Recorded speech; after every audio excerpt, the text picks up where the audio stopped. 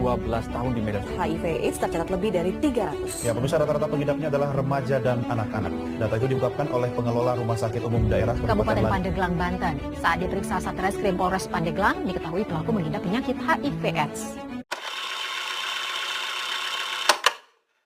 Di Indonesia, HIV menjadi isu kesehatan masyarakat yang semakin memprihatinkan. Salah satu faktor yang memperburuk kondisi ini adalah kurangnya pemahaman masyarakat, khususnya di kalangan remaja, tentang cara penularan dan pencegahan HIV.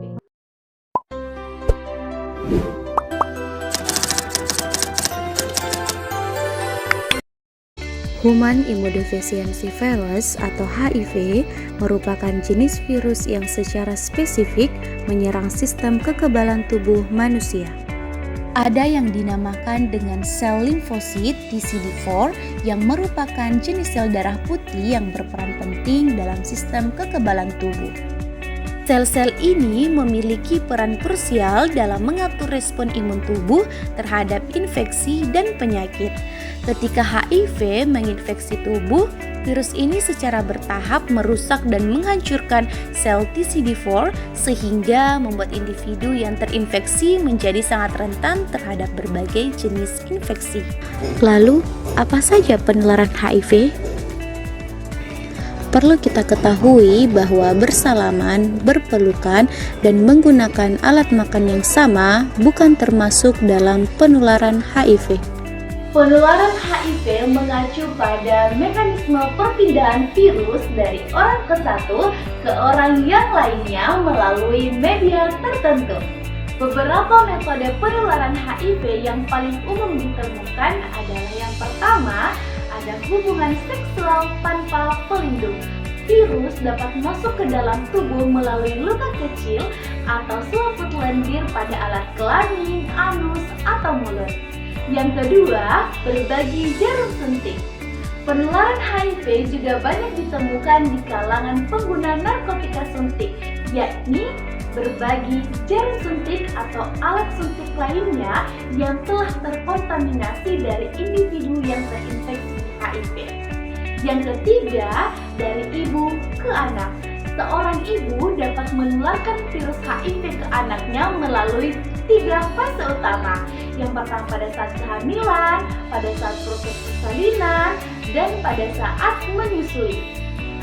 Metode yang keempat adalah yaitu transfusi darah dan penggunaan produk darah terinfeksi. Penularan HIV melalui transfusi darah dan penggunaan produk darah terinfeksi masih menjadi perhatian. Risiko ini dapat terjadi apabila produk darah yang digunakan untuk transfusi darah tidak disaring dengan benar. Upaya pencegahan HIV dapat dibagi ke dalam beberapa bentuk intervensi. Yang pertama ada pendidikan. Pendidikan merupakan salah satu pilar terpenting dalam pencegahan HIV, terutama di kalangan remaja. Karena remaja membutuhkan pemahaman yang tepat mengenai langkah-langkah pencegahan HIV melalui pendekatan strategi A, B, C, D, E. Yang dimana A atau abstinensia yaitu menghindari aktivitas seksual sebelum menikah sebagai bentuk perlindungan diri dari risiko penularan HIV. B. Be faithful, yaitu menjaga kesetiaan terhadap satu pasangan jika sudah menikah untuk mencegah kemungkinan tertular dari pasangan lain. C. Atau kondom, yaitu alat pencegahan. Ingat, penggunaan kondom bukan berarti kalian bisa secara bebas melakukan hubungan seksual, tetapi menghindari perilaku berisiko menjadi poin utama dalam mencegah HIV. Teman-teman sekalian, marilah kita mencegah HIV demi masa depan kita.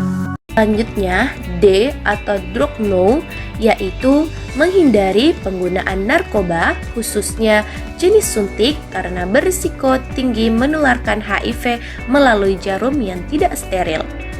E atau education, yaitu meningkatkan pengetahuan melalui edukasi yang menyeluruh tentang HIV, termasuk cara penularan, upaya pencegahan, serta pilihan pengobatannya.